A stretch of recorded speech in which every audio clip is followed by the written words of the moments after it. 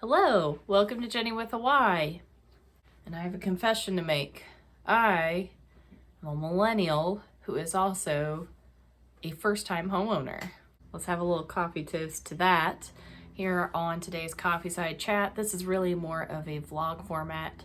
I debated like a couple of other topics for my video this week, but really felt conflicted and didn't really have my heart in it.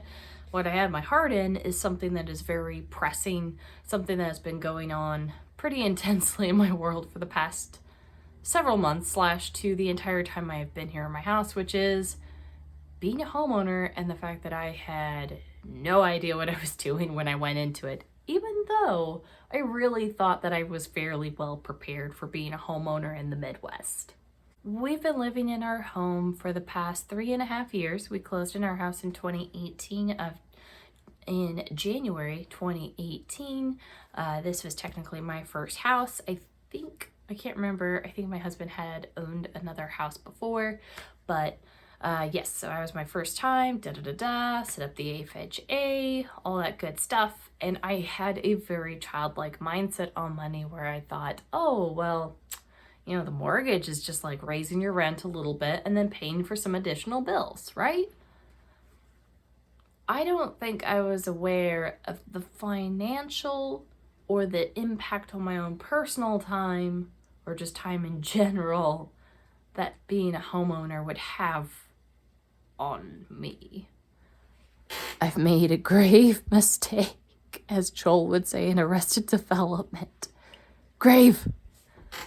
Anywho's, so, I mean, having my husband and I had a rental in a cute little neighborhood, and it was a duplex, super easy going, and you know, everything has changed though. Like, instead of the free time just being like, oh, well, what do you want to get into today? Because it was pretty much just like, you know, you did a general cleaning of the house, you made dinner or whatever, and then that was kind of it. There was none of this like looking to improve or upgrade your space. You know, you just dealt with what you were given in a rental facility, right? Like you deal with the vanities, you deal with the windows, you deal with the carpet, and you just deal. And you kind of find your own way to make do. Maybe you throw a rug over the top of their beige carpet.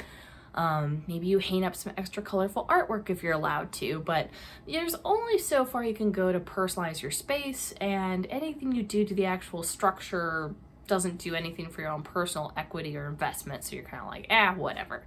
At least that's the way I felt about a rental, was I was kind of like, you know, we'll keep it up, we'll keep it nice and clean and blah, blah, blah, blah, but you know, you're not looking at carpet patterns or luxury vinyl colors or trying to pick out hardware for the cabinets or anything. You don't. So being a homeowner definitely can chew up a lot of time unless you're way faster at making decisions than I am.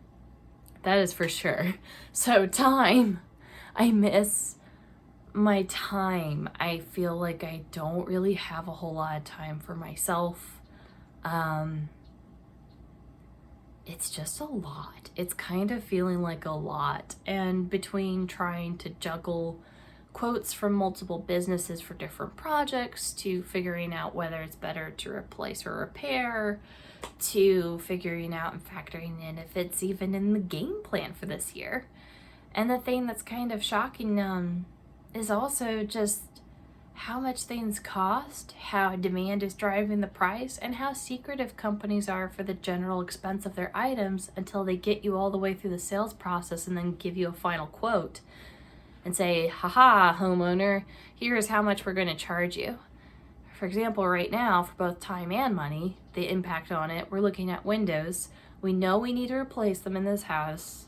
Our windows are original to the structure in -- while it's not that old. Well, they're a little iffy. There's no energy efficiency. There's no nothing. There's broken seals. It's drafty. It's half of them I can't even operate at this point. So there's a matter of not only like form and aesthetics and energy efficiency, but there's also just the functionality of the whole device. Leaves a lot to be desired. Not to mention the fact that since some screens are busted out and we're already thinking about replacing windows, why spend a Saturday working on the screens when they'll just clean that all up for me later on in the game? But it's been absolutely shocking to me to see the spectrum and the price range between your cheapest quote and your most expensive spare no expenses quote. And to some degree, I'm like, unless this thing is protecting me from, like, I don't know, the most bizarre natural disaster circumstance, or, you know, someone coming trying to break through it with a sledgehammer, I just don't see the return on investment, as compared to that initial cost being all the way up at this upper threshold. So it's been a little nutty. I would say every repair has been anywhere from $300 to $13,000, somewhere in that range. And I don't even want to talk about my furnace and my AC unit, because I know that those are also appear to be original to the house too. They're still going, knock on wood, but I have to be prepared in case the day comes where we go to turn on the heat or the AC and it doesn't crank over. It's going to be a sad day when that happens. I hope it doesn't happen anytime soon. The good news with a heat pump is they do last longer, but this is just my homeowner's vlog rant. Like I said, I just want to forewarn you, be prepared for way more expenses and way more demands on your time. You kind of have that trade where it's kind of like when we went to buy a house, you could either spend less money and get the fixer-upper one that no one took care of, that you basically have to redo almost what it feels like from the ground up, or you could spend like another chunk more and get into this next budget category where you don't have as much to do or work on. Maybe it has a newer roof, maybe it has newer windows, maybe it has newer siding, maybe it has a better, an updated HVAC system and everything.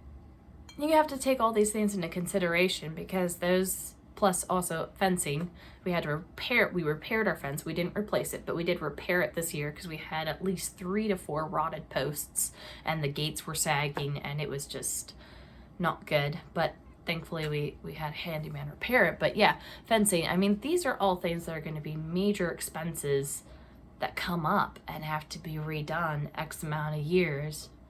Especially like in the case of fencing, if you have a wood fence, I mean, wood rots. It doesn't last as long. We have what's known as, I think it's called T11 board, which is basically a pine plywood paneling that is used for the siding of our home.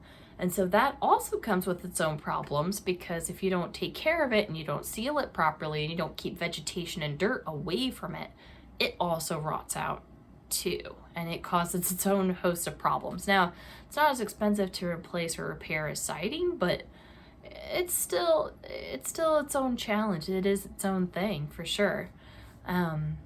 Also, your outdoor structures could be expensive if you need to repair a dilapidated shed or a barn in the backyard. It's going to take time and money. Now, I have gotten somewhat handy. I've learned quite a bit of plumbing underneath the kitchen sink. I have taken that whole thing apart and put it back together more times than I care to tell. I also feel like my head is full of tons of facts that are only useful to those looking to sell windows or looking to replace windows. So I've definitely become educated on a whole host of topics, but mentally, I am feeling a little exhausted with homeownership. Granted, there is no looking back. I'm not doing the advisory boards that are like, go move in with your parents. There's no chance of that. That's not happening. I must keep carrying on and going forward. But I will say I didn't know what I was getting into, and it's a lot. When homeowners say there's always something, they are so right. Everything from like either something broke or you want to change something. Either it's broken and you gotta fix it, or you just want to change it out. We still have boob lights in our house. We still have the classic boob lights in our house. So, eventually we'll have to change those lights out. We'll have to change the vanities out. We'll have to rip out all the carpet. There's no hardwood underneath. We're not getting cool hardwoods. It was made in a time where it was just kind of carpet or vinyl or bust. So there's no glorious hardwoods hiding underneath these carpets that are kind of dingy, but we'll have to basically change out everything. I think the only thing I'm going to kind of possibly keep around is maybe kitchen sink and the kitchen cabinets. I don't know if we'll try a special epoxy coating for the top of the kitchen countertop, but given my success rate of epoxy finishes for the bathroom, I don't think that's a great idea. Plus, it's also going to nix out my kitchen and make it inaccessible and unavailable until I get done with that project. So that's something else I have to consider. But fair warning to you, if you are not a homeowner yet, behold your future. No, it's not all bad. There's a lot of things I do really like about owning our house. I love the fact that we have a yard that's fenced in for the dogs. I love the fact that it's just my own space that I'm fixing up. I mean, there's definitely a little bit of a pride factor in that. No matter how, in some ways, how rough hewn the house is when you initially get it, it is kind of cool to have it. I mean, technically, well, my bank has it and I just get to live here, but you still call me a homeowner regardless of whether the mortgage is paid off or not. But there have been a lot of really cool things that have come from having a house that I wouldn't have gotten experience being in a rental unit at all. But oh my stars, just, keep in mind, it's a big thing to bite off, especially if you're purchasing more of a fixer-upper. And I didn't think a house in the 80s would be old enough to have problems, but here we are looking at changing out windows, prepping for a HVAC system. We've already changed the roof. And we've had to repair some of that, like I said, the paneling siding, because they planted trees too close, so it rotted. I mean, these are just things that come up. So, end of rant here. I'm putting a pin in it. I don't want to take too much more of your time. I appreciate you joining me here today. Thumbs up if you're a homeowner. Thumbs up if you're looking at houses. Thumbs up if you're even trying to get a house this year. I've heard it's very daunting, and the housing market is way more aggressive than it was even in 2018. And I thought that was pretty bad. I was seeing people put offers on homes without even seeing them, basically. It would land on the site and then poof, pending. Just like that. Taken off the table. But best of luck. Thumbs up to homeowners. Thanks so much for watching. Have a great weekend. And if you're a homeowner, try to schedule in just a little time for yourself to take a break from being a weekend warrior, okay? Thanks. Bye.